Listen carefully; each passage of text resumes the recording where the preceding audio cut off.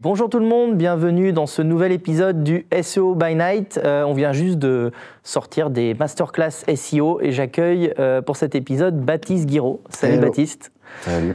Tu viens de finir une masterclass avec Vincent Terrazi. Je crois que l'assemblée était tous unanime, c'était hyper chaud d'appliquer. Déjà, merci de venir, tu viens de loin, tu viens de Toulouse, donc merci de venir jusqu'à Orléans pour cette journée de formation et pour l'événement de demain. On te connaît un peu comme... alors, tu as fait énormément de choses, on a discuté, tu as vendu de la viande, tu as été dans le BTP, voilà. Moi, plus qu'un rédacteur, je te vois plutôt comme un architecte de contenu, parce que tu vas beaucoup plus loin que juste rédiger. Et tu as créé, entre guillemets, un peu le concept de rédacteur augmenté, où avec l'IA, tu es un peu le cyborg qui a ses outils et qui utilise tous ces trucs-là pour écrire mieux et plus vite. Déjà, ma première question, parce que j'ai vu que ça avait fait des trucs super intéressants. Qu'est-ce que ça a créé, la rencontre de Vincent et Baptiste? Ça m'a pas rendu service dans le sens où j'ai déjà le cerveau bien plein. Mais en fait, la rencontre avec Vincent, ça a été fou. C'est un catalyseur, en fait. C'est un catalyseur. Alors, je pense qu'on a vécu la chose à peu près pareil. Et nos réunions, je pense qu'elles auraient dû être filmées tellement c'était épique, en fait. Et on a vécu des grands moments en live de découverte ensemble. Donc c'est fou. Parce que pour l'explication, moi je connais Vincent, on se connaît aussi du SEO et tout. À un moment donné, pour cette masterclass, je t'ai dit, tiens, est-ce que tu connais Vincent Terrazi? Tu m'as dit, ah ouais, j'ai vu, il a l'air super chaud, on y est et tout. Et j'ai vu Vincent, je dis, ah, tu connais Baptiste? Ouais, j'ai vu vite fait et tout. Est-ce que essayer un premier call? Vincent m'a dit, je fais un call, si ça match, on part. Et à la fin du call, c'était, ouais, go, on fait. Ça a matché de suite. Et puis en fait, si tu veux, c'est qu'il y a ça qui est génial avec Vincent, c'est qu'il conceptualise. Il vulgarise pas mal. Donc en fait, il rend des concepts assez complexes à saisir, relativement faciles à comprendre. Et moi, je suis dans l'exécution. Donc tout ce que lui théorise, il ne le voit pas forcément devenir physique. Alors que moi, c'est le contraire. Je pars du physique pour éprouver les théories. Et donc en fait, ça a donné... on a créé un outil ensemble, par exemple, qu'on a un petit GPT là, qu'on a mis en accès libre, qui compte plus de 1000 utilisateurs maintenant. Oh. Et en réalité,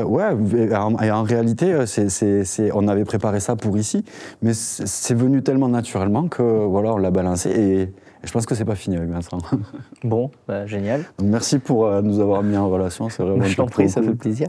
J'ai une question que j'ai posée à plusieurs intervenants. Est-ce que tu utilises l'IA et si oui, comment soit dans ta vie quotidienne, soit pour gérer ton business? Alors je te pose pas pour la question de la rédaction SEO, évidemment que oui, mais qu'est-ce que tu fais avec l'IA au quotidien, par exemple?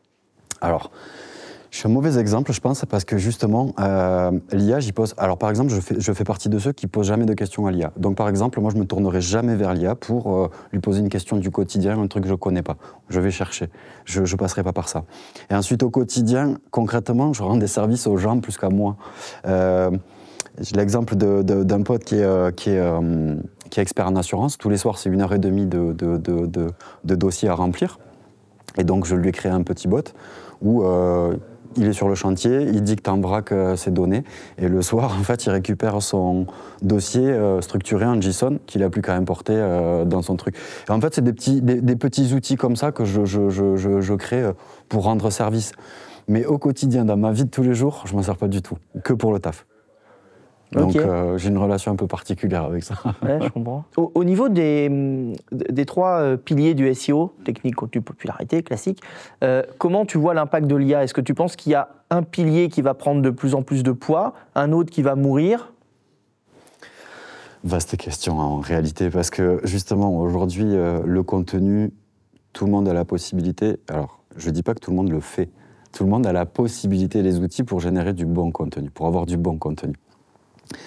Donc je pense que ça reste central dans les moteurs pour le classement.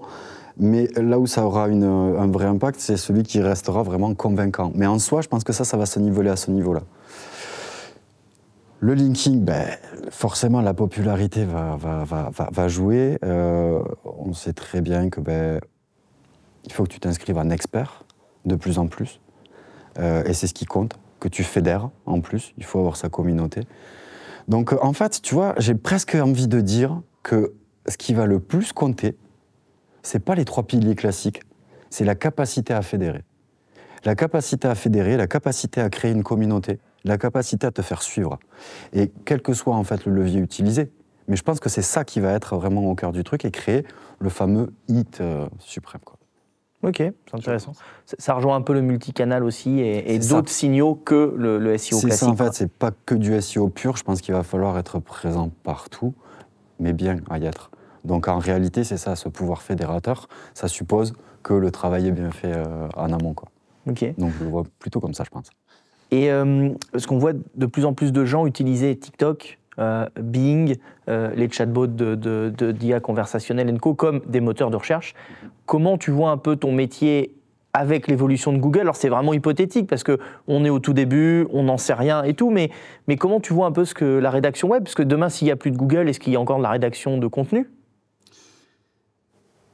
Forcément, parce que dans tous les cas, il faudra classer. Donc classer, il y aura des critères. S'il y a des critères, on les trouvera. Et on arrivera à ranker. C'est un algorithme et on arrivera à le On y arrivera. comme... On le voit même dans les moteurs de réponse comme Bing, embarqués dans Skype, etc. On voit qu'on peut assez facilement manipuler les résultats. Dès lors que tu as compris qui étaient les gros acteurs dans la niche, tu arrives à remonter. Donc en réalité, la prime à la filouterie comme d'habitude, l'existence multicanal évidemment, et je pense qu'en fait, il va falloir se créer une répute dans ces moteurs de réponse en fait, tu vois. Et comprendre, on commence à comprendre. On va changer de terrain de jeu, quoi. C'est tout, mais le jeu va rester le même en fait. Ok. L'objectif aussi, quoi. Je comprends. Justement, en restant dans l'hypothétique, on parle beaucoup de Google SGE, ça fait peur à plein de monde. Toi, est-ce que tu es vraiment plus terrain, donc tu vois le truc un peu différemment? Quelle est ton approche du sujet, quoi? Alors, si c'est déployé en France, toujours pareil, si c'est déployé en France, je pense qu'il y aura le même impact qu'aux États-Unis, c'est-à-dire peanuts. En réalité, on se rend compte que sur les gros médias, par exemple, on en parlait justement dans la masterclass avec Vincent, 50% de leur trafic vient de Discover, en gros, donc communauté, etc., encore une fois. Sur les 50% restants, il y a 25%, donc la moitié, en gros, qui a utilisé SGE. Et pour autant, en fait, en réalité, il n'y a pas eu ni de décote au niveau du trafic, ni d'impact négatif. Donc, à part une P0 sous stéroïde, je ne vois pas grand-chose d'autre d'arriver. Ouais. Et on sait que la P0, elle n'a pas détruit les business non plus. Sur certaines requêtes, effectivement, tu perds le clic. Mais qui étaient peut-être des requêtes sur lesquelles tu n'allais pas convertir derrière. C'est exactement ça. En fait, ce que j'allais te dire, dans tous les cas, ce n'était pas un contenu qui était très certainement fait pour convertir, c'était de l'evergreen pour un. Ok. Donc, si ça arrive... Pas plus que ça, quoi. Pas plus que ça. Ce qui m'interroge davantage, par contre, c'est l'annonce du président de Google. On verra si Vincent en parle, il y a 2 jours. L'annonce de la décentralisation du moteur. Ça, par contre, ça pose des questions, parce qu'au final, chacun va avoir son moteur qui lui ressemble, en fait, son assistant personnel. Donc... C'est un peu le truc des chemins de requête de Thomas Kubel, voilà, où tu commences par chercher citron, derrière ce que tu vas avoir comme recette, c'est ça un peu l'idée, en fait, et ça me conforte dans cette idée que, malgré tout, quoi qu'il arrive, on aura besoin de contenu. Ouais, et puis si tu connais bien ton buyer persona, tu vas produire du contenu pour. Sur mesure. Même s'il a un moteur, un mini GPTs ou un Google Peas sur mesure, il va quand même retomber sur ton contenu. Sur tes résultats. Donc toi, au final, pour t'adapter à SGE, s'il fallait préparer, à part encore faire du contenu encore de meilleure qualité, t'as pas d'autres conseils? Si. Exploiter et explorer et exploiter la data de Gemini, en fait. Gemini, c'est Google. Oui, bien sûr. Et le dataset, tu veux dire interroger, voir ce qu'il a dans le ventre, essayer de comprendre comment Gemini comprend votre site déjà.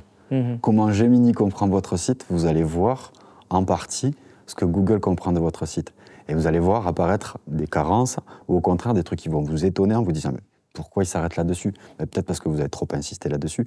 Et en fait, on a une lucarne aujourd'hui qui nous permet de regarder un petit peu ce que Google a dans le bid. Et ça, c'est super intéressant. C'est marrant, ça me fait un peu penser à la toolbar du PageRank à l'époque, où tu savais ce que Google voyait, maintenant il faut le deviner. C'est un peu ça, sauf que là, en fait, à voir jusqu'à quand on pourra. Mais c'est super intéressant, justement. Alors, tiens, je vous Donc, donne ceux qui nous écoutent, là, il faut aller sur... je vous donne un tips, là, vraiment. Vous allez dans Gemini Pro et vous lui demandez toutes les ontologies relatives à votre site web, avec l'URL. Et là, vous allez voir ce qu'il connaît de votre site et vous allez voir si vous êtes bien compris ou pas. Intéressant, c'est cool. Bah, gros tips, du coup. Si tu devais créer, alors elle est un peu, elle est marrante, elle sort de ChatGPT cette question évidemment. Si tu devais créer un moteur de recherche qui te ressemble, mais qui à la fois n'a pas les tares de Google ou qui est un peu innovant, qu'est-ce que tu mettrais comme critère dans l'algorithme? Qu'est-ce que tu mettrais comme critère pertinent pour la classification? C'est un truc de fou. Ça, c'est un truc de fou en fait. Cette question, elle est incroyable. Learning to Rank. Excellent. Learning to Rank, déjà, de base. C'était notre masterclass avec Thomas Kubel, justement. Tu vois, parce qu'au final, c'est l'internaute qu'il faut privilégier, son comportement. Donc, une sorte de learning to rank. Et quels critères, ensuite, je prendrais pour classifier, en fait, pour créer l'index? Le contenu, ouais, mais quel contenu, en fait? C'est ça le problème, c'est que c'est très, très, très complexe. Je pense qu'on ne voit pas tous... Tu vois, toi qui es SEO, qui es consultant, t'es éditeur et t'es consultant, t'as un prisme. T'as un prisme. Tu vois une page, tu la vois à ta façon. Tu vas l'analyser directement. Moi, quand je la vois, je ne regarde pas les mêmes zones que toi, en fait. C'est sûr et certain, de par ma spécificité de rédacteur. Donc j'aurais tendance à te dire qu'il faut se concentrer sur le contenu, mais ce serait débile en réalité, parce que ce serait justement enfermé dans un truc qui aujourd'hui marche qu'à moitié. Donc, sincèrement, je pense que je ferai des classifications aléatoires, mais beaucoup de classifications aléatoires. Tester le learning to et rank. beaucoup de learning to rank, Ouais, en fait. okay. Et je pense que c'est ce qui primerait à la fin pour figer l'index, tu vois. Et avec, en challengeant de temps en temps un petit peu la SERP. C'est un peu ce que Google fait. Avec les nouveaux entrants, voilà. Okay. Mais plus axé là-dessus et peut-être accorder moins de pouvoir au BL. Ok. Parce qu'en réalité, c'est bête, mais un bon netlinker, un bon consultant, bah, il arrive à reproduire ce que moi je fais en générant du texte, c'est-à-dire qu'on a l'impression que c'est un texte naturel. Bah, un bon consultant, il arrive à répliquer théoriquement une campagne de netlinking naturel, d'acquisition naturelle. Donc voilà, ça s'inscrit dans ce truc-là.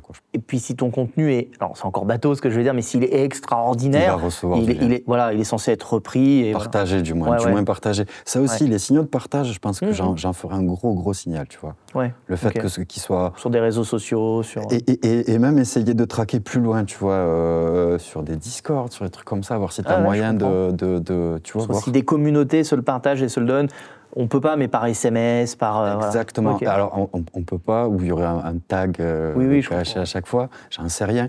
Mais en gros, ouais, placer l'internaute au milieu, l'utilisateur au milieu. Et c'est un truc en ta personnalité, c'est l'humain, quoi. Tu milites aussi pour, pour des trucs qui te tiennent à cœur, donc... ouais. En fait, je fais passer des messages dès que je peux. Bah, en réalité... oui, je travaille derrière un écran toute la journée.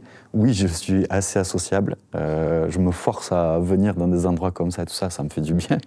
Je suis un ours sinon. Mais après, je sais que tout ce que je fais au quotidien dans mon travail, c'est au service d'humains. C'est au service des entreprises pour lesquelles je travaille. Mais je ne veux absolument pas prendre pour un con l'internaute final. Donc en fait, et c'est tout à ton honneur. Ouais. Et je suis tout le temps en train de composer.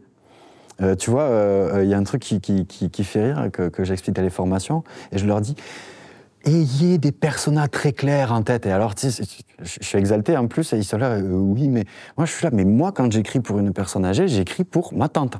Parce qu'elle a un profil qui, quand j'écris pour un cadre dynamique, c'est mon cousin. Parce qu'il correspond pile poil au profil. Et je vois ses objections. Et en fait, j'incarne toujours tout.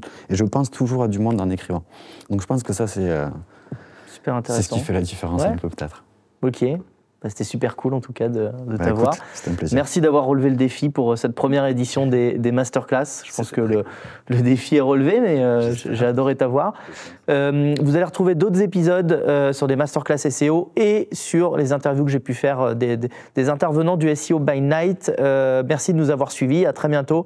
Baptiste, encore merci. Ciao. Merci à toi. Ciao.